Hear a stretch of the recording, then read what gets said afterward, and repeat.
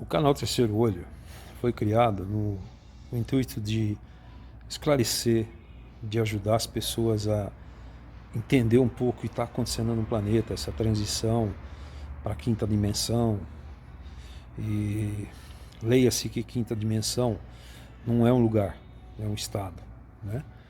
Então, voltando às nossas raízes, vamos falar um pouquinho de Platão.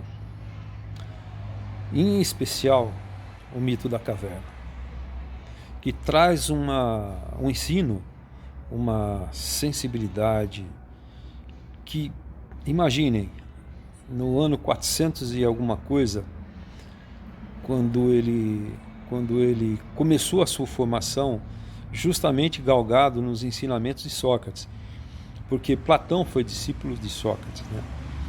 E olha que interessante, Sócrates não tinha sequer uma obra escrita.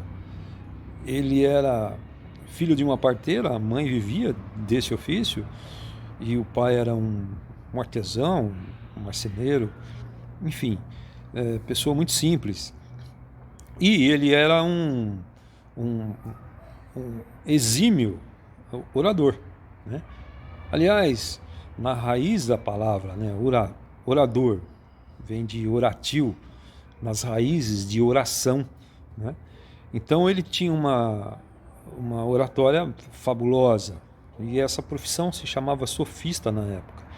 E todos os sofistas que falavam em praça pública na Grécia, eles eram pagos para isso.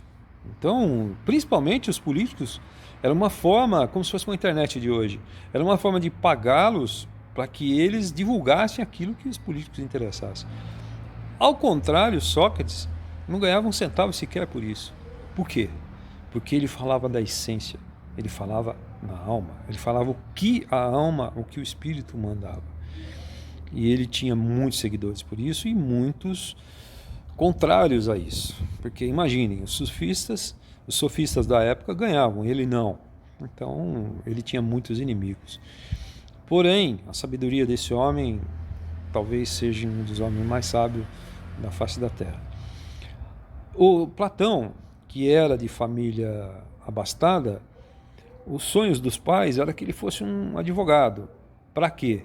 Para incursá-lo na carreira política, de forma que ele se tornasse um nobre também, né? Ele começou, e aí aconselharam ele a ouvir Sócrates. E ele foi em praça pública aos 19 anos para ouvi-lo.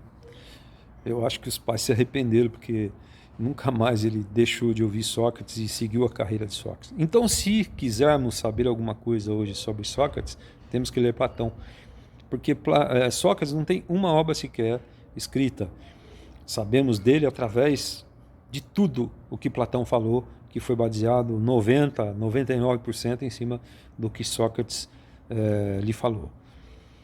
Muito bem, então o incentivo para que a República é a grande obra, mas o mito da caverna, que compreende em 10 livros, ele deve ser visto, ele deve ser estudado. Porque é como se você abrisse uma página da internet hoje para ler sobre as notícias, ou quiçá um jornal que já está se tornando passado também, para que você fique por dentro do que é o ser humano.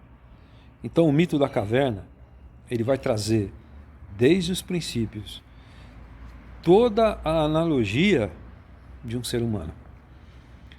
O que é materialismo, o que é espiritualidade, nas suas mais profundas essências.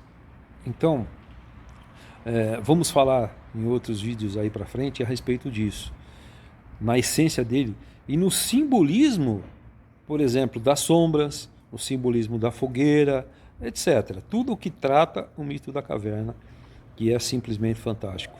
Todo ser humano tinha que tomar conhecimento do simbolismo disso, porque é o que acontece conosco hoje.